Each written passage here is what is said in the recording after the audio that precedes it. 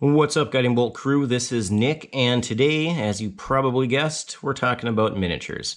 You can see here in front of me that I got 5 different groups of miniatures out in front of me, and the reason for that is because I want to talk about the 5 most important miniatures or the most useful miniatures to have on hand if you're going to be starting a new Dungeons and Dragons campaign.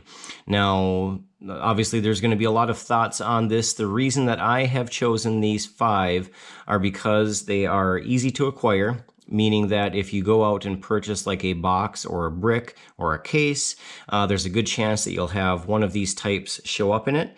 A lot of them do show up across multiple adventures, which you can probably already tell just by looking at them, that you typically do see these in a lot of adventures, especially in the Forgotten Realms or Dragonlance. And then also, if you needed to go out and buy these individually, for the most part, you can get them for fairly cheap. It's not like you're buying gelatinous cubes or any of those, like, you know, kind of niche monsters or really, what's the word I'm looking for? More exotic monsters. Obviously, there's an exception here. I do have a Sirik here. This is Undead Lich out of Tomb of Annihilation. He's probably the most expensive miniature in that set. But I just had him here because he is an undead, and just again to represent that there's lots of different undead. So if when you start buying miniatures, there's a good chance you're going to get a large variety of undead creatures to use. So let's just go ahead and I guess we'll start from this side and work our way across. So undead. Mainly I'm referring to zombies, skeletons, ghouls, ghasts, that kind of stuff. So you can see here here's a zombie on the right. This is, I think, a ghoul, a ghast on the left. We've got a couple other examples here. There's another skeleton, a Shelton zombie, and just another skeleton. I think this guy's out of Tomb of Annihilation. So these guys are, again, they've come out of multiple sets. They're good early on monsters for your characters to fight that won't TPK them, and then you can slowly kind of like step it up as they level and progress. You can see here that I have a Banshee, a Spectre, a Wraith, and then also the King Baddie, a Sirik himself. So I feel like Undead is a good miniature, or they definitely should make the top 5 list and probably be the first on the list just because of their versatility and the other reasons that I covered. Next up is Kobolds. Now, Kobolds are, they're really good entry level monsters. They typically range anywhere from 1/8 CR up to 1 CR unless you're cheating and you throw in a Kobold Vampire Spawn like I have here, who is actually, I think, a CR level 3. But anyways, they're good low-level monsters. And you can, obviously, they're pretty low CR, so you want to try to probably use them early off in the adventure before they kind of become obsolete. Unless you're incorporating these guys, these can be fun little additions, and they can quickly turn an easy fight into something hard. They're basically like the MacGyver of the Forgotten Realms. This is a Kobold inventor, and on that little backpack that he has in the back there is just a ton of utility. I mean, he starts throwing rot grub swarms, and things get interesting real quick. So good entry level miniatures right here. If you can pick these up for if you get them either out of a case or a box or just buy them individually, you'll definitely get use out of Kobolds. I have used my Kobold miniatures time and time again, and I will continue to do that. Next up is Goblins. These ones are, they're pretty much on par with the Kobolds. There's always a use for a Goblin somewhere. If you're thinking of running or have run the Lost Mine of Phandelver, these are going to be probably the first combat encounter that your PCs have while they are on their way to Phandalin.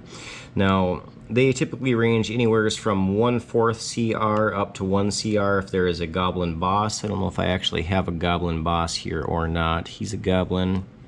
Let's just take a quick look at a couple of these guys. That's a Snow Goblin and a Goblin Fighter. So I don't actually have out in front of me the Goblin boss, but that is the higher CR level.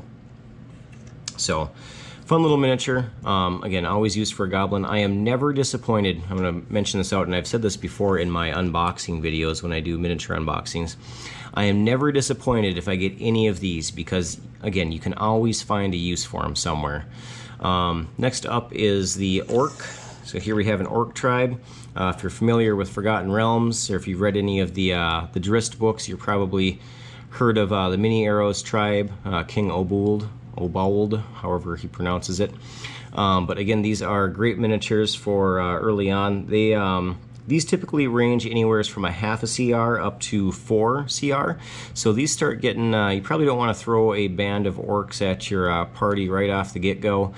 These are as they, again, start to, maybe around level 2, 3, the orcs can start coming into play. So let's just show a couple of these guys off here real quick for video's sake. Pretty cool looking. A lot of different variants for orcs on the miniatures, so that's why I like these guys too. You can have, you could have a whole orc tribe and not even have a duplicate with how many different orcs there are out there. And I'm just talking like Icons of the Realms WizKids miniatures. So that is the orc tribe, and then last but not least, PCs and NPC miniatures. So sometimes I grumble when I open up a brick and I get it's loaded with non-monster characters, I guess we'll call them. But I don't know why I do, because I always end up using them, whether I'm using them for an NPC, a bad guy, or my players are using one of them as their miniature. You can always find a use for these guys, especially if you're also if you're running like a module like just I guess one of the Waterdeep modules. I think Mirth the Moneylender is in there. They usually have like the main antagonist or protagonist is usually in there. They have a miniature, so it's kind of nice to get those guys as well. So these you can see I just got a couple of examples here. I have so many PC and NPC miniatures that it's not funny, but they are, again, nice to have because, again, if your players don't have a miniature for themselves, they can kind of like look through. It's part of the fun is like, I don't know, looking through, a lot of my players have said anyways that they like looking through the miniatures and trying to find a miniature of themselves. And then what they'll end up doing usually at some point is they'll go to, I think, is it the Foundry? Anyways, one of the other sites and pick up their own custom miniature for themselves. So it's just a fun little session zero activity to have them kind of find a miniature to use for themselves until they can find their own. So that is pretty much it. Let me know if you have different ideas for what you think the 5 most important miniature types are, but this is what I came up with. Curious to hear your thoughts and ideas down below.